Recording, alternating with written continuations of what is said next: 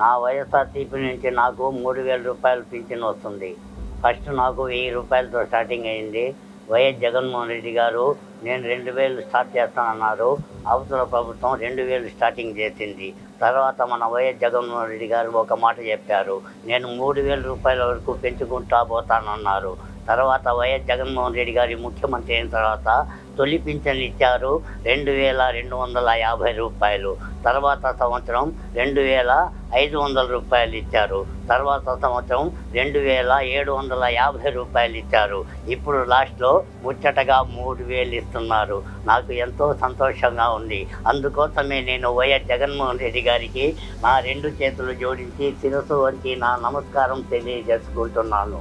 విజయసాయి రెడ్డి గారికి అలాగే మన వైఎస్ జగన్మోహన్ రెడ్డి గారికి మనమంతా గెలిపించడానికి సిద్ధం.